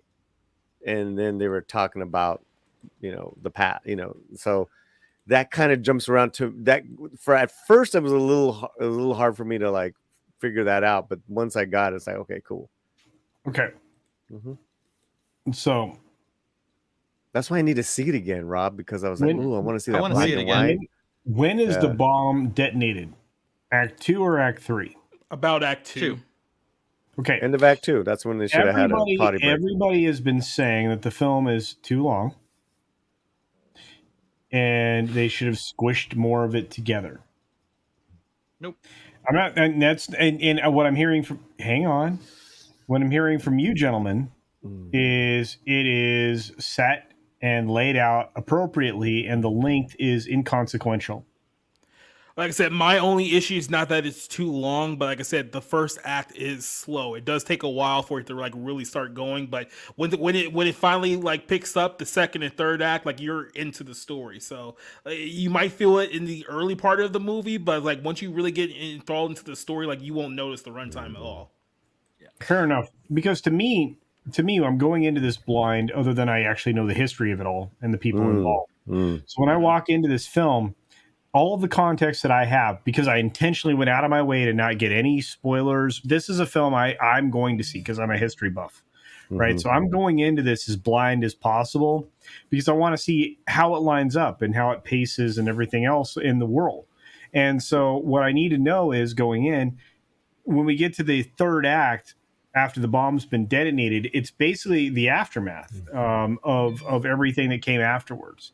And what was really cool about the storytelling elements that I didn't know until tonight, to be fair, was that objective and subjective are delineated by black and white and color. I thought that was I think that's fascinating. I think that's very unique. You're not going to find that kind of avant-garde presentation of a film anymore. You just won't, right? Black and white is often shunned in films, especially when it's mixed with color. I mean, the most famous film that's now over 70-something years old, Wizard of Oz, you don't see that very often, right? If something is black and white, it's black and white with the occasional mix of like a color element, right? I mean, we can all, like Sin City and things like that. But it's not, this is actually a wonderful idea in filmmaking to delineate objective truth with subjective ideas. I think that's cool. I'm looking forward to this. Yeah. And like I said, this to me, like I said, very minor issues on a couple of things here, but this is a 4 out of 5 for me. This is the third best movie that I've seen so far this year. The only two that I would put above it is Sound of Freedom, because I think the story is a lot more emotional than this one was. And Right. The Child, if you haven't seen the Child yet. I was going to say it was obviously Joyride that you put in first place, but I mean, yeah. I mean, it is number one on a list that I'm putting together. It's just not the best of list, so. Yeah, I wanted to say a few other things. We talked about. I can't even say the guy's name. Aaron Aldenreich. Yeah, if that's his Aldenreich. name. From Aldenreich. Hail Caesar. He was great. Robert Downey Jr. I think should get an Oscar nomination. He was that good as the antagonist, especially when he just completely drops the mask and shows how unbelievably bitter he is, and how he has a vendetta against this guy. And again, the drama really comes out of the weight that's on Oppenheimer. I have to ask a question of Paulie, because he knows this from the acting side of the equation. Does RDJ deserve an Oscar nod for this performance? Because that's what I keep hearing. Oh yeah, I mean, this would probably be like the front runner. Okay, fair enough. He's more deserving than Ryan Gosling and Barbie. So yeah, it's an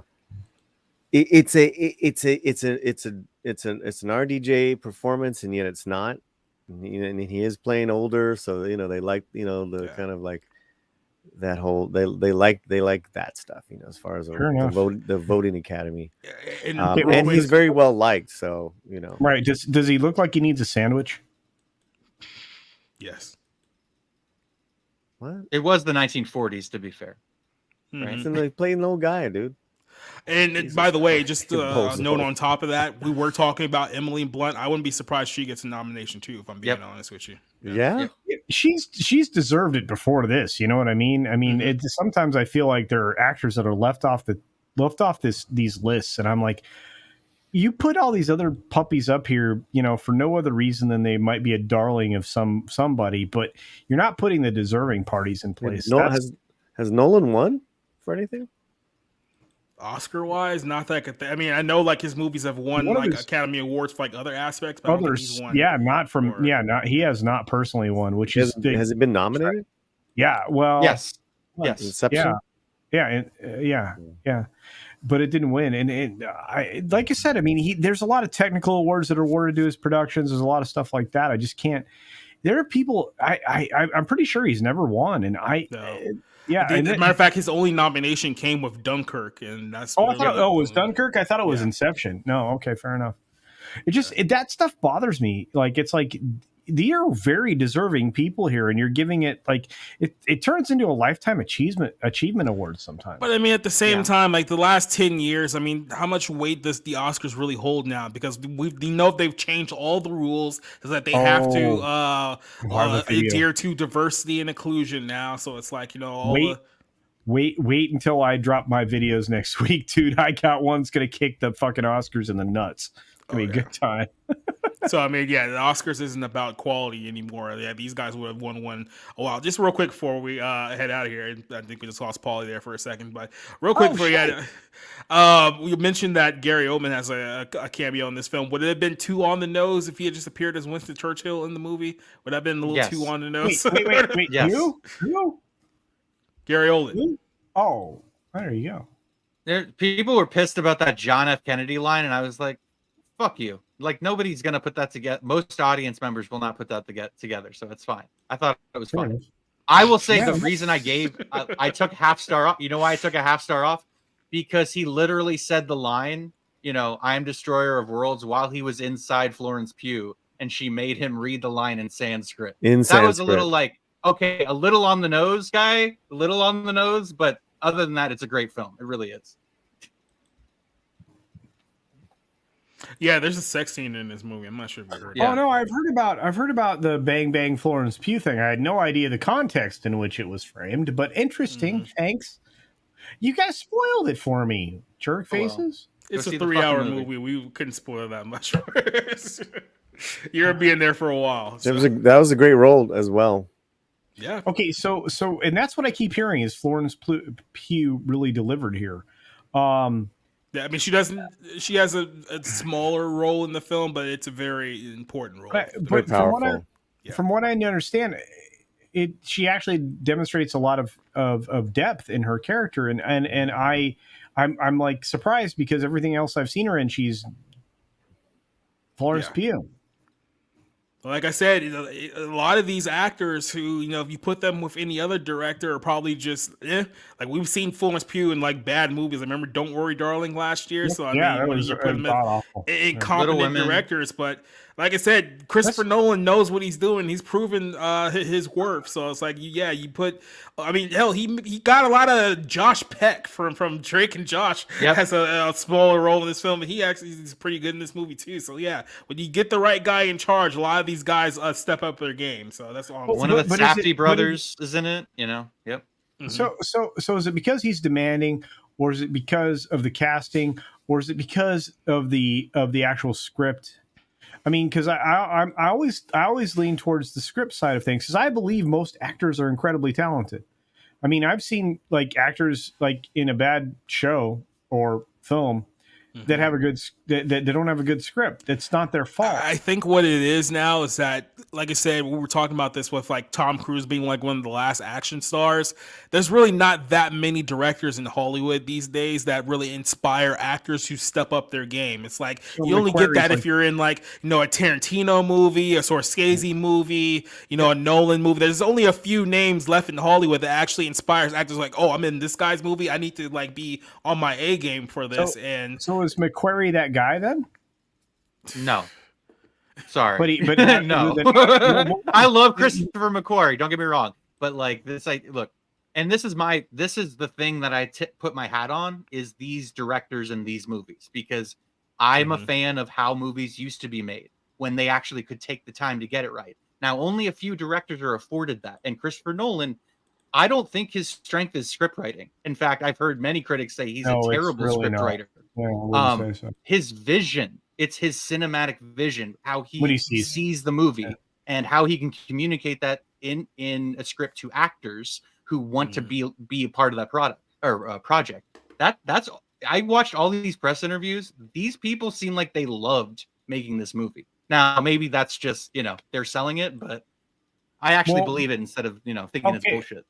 Well, but I do believe it, because again, you if you get an actor invested in a character, I imagine you get the best performance possible, right? If you're demanding, and this is the problem I think that we suffer from, because we have such weak humans now, especially when they're younger. But if you actually demand somebody to deliver something that is their very best all the time, I think that just separates good and bad directors. But I really do believe, I think you hand a scripter a piece of shit, or you had a script to an actor and it's a piece of shit, it's going to be trash. I mean, that's what you're going to get.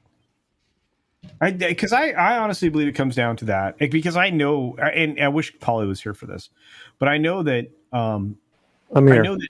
Oh, okay. I know that good actors deliver on scripts, right, Polly? I mean, that's their bread and butter. I mean, they're trying to give their very fucking best every time they're out there, man.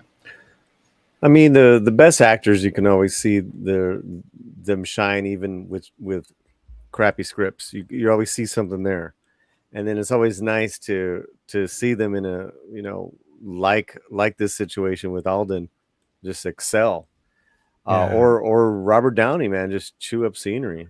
Now you got me excited for this film. Like, I was like on the fence, but I didn't want to spoil it. I wanted to go see it and give an honest. Let me put it to you this way: everything that you felt watching Barbie, you're gonna feel the exact opposite watching this movie. Oh my god, I'm fucking stoked! Can't wait. Yeah, and it is one of my favorite movies of the year so far as well. Really?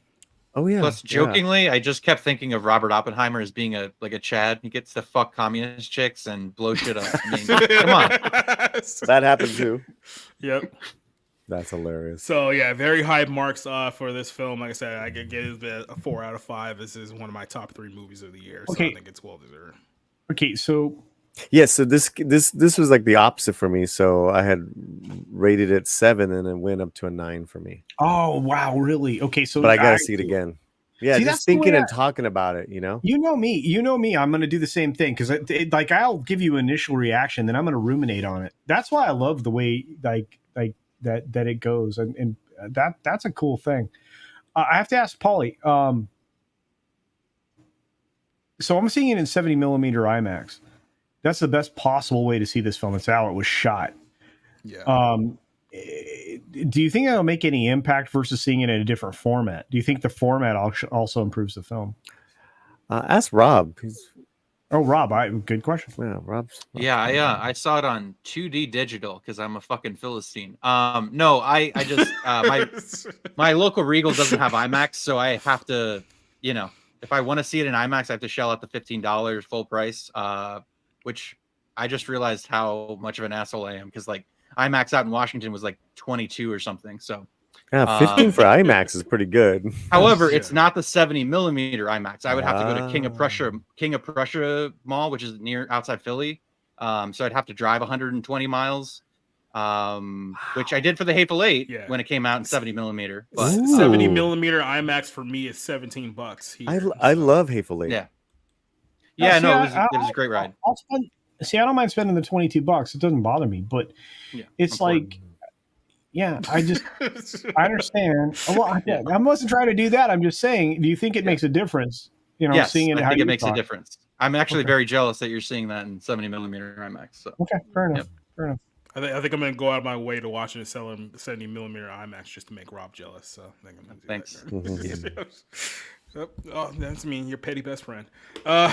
So I think that's it as far as Oppenheimer goes. So yeah, those were two movies that we watched this weekend. One, just avoid at all costs. That's definitely one I would recommend. Raider Bay, if you absolutely have to watch it to see how bad it is, so go there. But Oppenheimer is one that is absolutely worthy of seeing in movie theaters. And Nolan is one of the few directors left. Like I said, we talked about him and guys like him and Tom Cruise. He's one of the few guys left who will make movies for movie theaters. So when you get opportunities like this, you got to go out and see it if you still care about films in any kind of capacity. So definitely worthwhile there. But until then, I want to thank you guys for joining me here on the show tonight. Thank Paulie for joining me here. Thank Culture Casino. Next week here on the I think it's gonna be episode 2 of the Friday Night Movie Review Show, even though it's technically episode 47.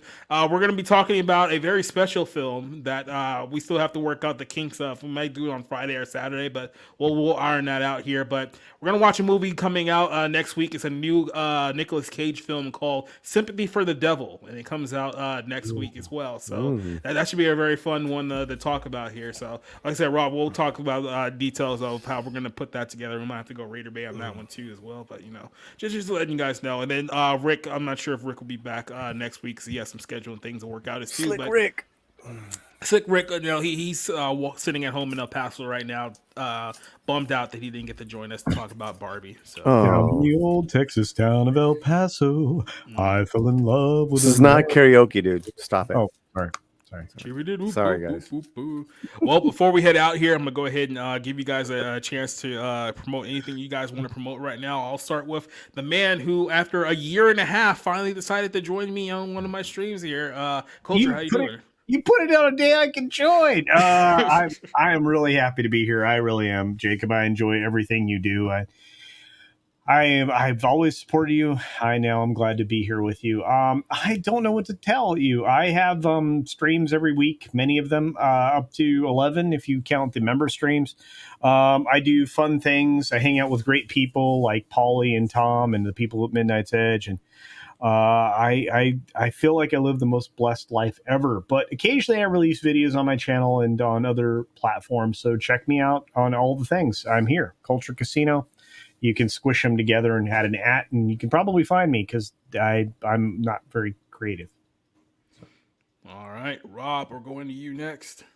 Yep. So I'm going to be writing a review on Oppenheimer. I still owe a review for Sound of Freedom, 2 of the best movies of the year, and hopefully some more good, movies are coming my way. But August looks like shit, and yeah, that's pretty much it. So check out my Twitter and try to stick to movies for the most part. So yep. Yeah. See, Culture, when you watch as many movies as we do, this is just how we view the schedule moving forward. It's like, oh man, this month's gonna suck. And then of course, man, it's like I that's terrible. You look at the month and go, oh, movies suck this month. Huh. Yeah, it's only gonna get worse because they're moving things around too. So oh gosh, they're gonna push Aquaman again. And Dune probably will get pushed as well. So yeah, there's going to be a rough go of things here. But Paulie, I want to thank you for joining us too. You got anything coming up you want to tell the peoples about? Yeah. So Monday in my live show, I'm gonna have interviews from the San Diego Comic-Con. One that I got down was with the man himself, Eric July. Nice. And I got it signed right there. We had a good, quick little talk. I'm going to see what other interviews I can pick up, but I'll debut them on the live show this Monday. So, Latino Slant. There's some anticipation for you there. Yeah, man. All right, then. And letting you know what I got coming up here. So Monday night, we're doing episode 2 of the Bible Lens podcast. I'm bringing back Sam, Christian, and Johnny. We're going to talk about the compromise of the church on Monday nights. That's going to be an important one. We might rattle some cages with that discussion, but I think it's a good discussion to have. Tuesday night, we're bringing the game back for the Barroom podcast. So Rob will be back, Rick will be back, Orange Hat. Who else got? Cassie, C.S. Johnson, Pete. Nerdigans, if she ever comes out of her hole, will be back. So we'll watch all those guys. And then, like I said, next Friday or Saturday, I'll confirm which day is going to be. Where we're going to be back talking about the new Nicolas Cage film on next week's episode of the Friday Night Movie Club. So I want to go ahead and try to give enough shout outs as I possibly can real quick here for everyone who joined us here tonight. Like I said, who else do we got? I got Spencer, who was here for us. Dark Scorpio, JAC, Leslie Tarkin, who was here for us. The Bosco scenario, shout out to you. Marty Orbots, shout out to you. Hamdigger, who else do we got? We have Doba Fett. Duke Nukem joined us. James Hurley was here with us tonight. Rico, I see you were here for a bit. Fletcher joining us tonight. I'm going to make sure I got everyone down here. Biggle Metz, good to see him again. Christopher Dominguez, Tree Rock Creations. Flora Under a Rock, thanks for joining us here tonight. Rolex joined us on stream. I'm going to make sure I got everyone else. And I think that was mostly everyone. Shifter. And yeah, for anyone else who I made a miss in that role, I'll talk to you guys next week. We're back on the New Room stream. So I want to thank everyone for joining us. I want to thank Tom for being here with us tonight. Thank Rob. Thank Paulie. Thank the Culture. I'm going to go ahead and hit our outro and get the heck on out of here. By the way, just real quick before I sign off completely, I got a bunch of stuff coming up for Bounding as well, so keep an eye out for that. I think by Tuesday, somewhere within that round, I'm going to have the top 10 most misandrous films of the Me Too era, so that's something that I'm going to be working on this weekend. I got a lot of movie reviews coming up from Zinger as well, so I'll shoot you guys all those links, and I'll have some videos for the stream as well, so just keep following everywhere else on here on YouTube, Rumble, Twitter, all that stuff. So till then, good night, everyone. We will see you guys later. Adios.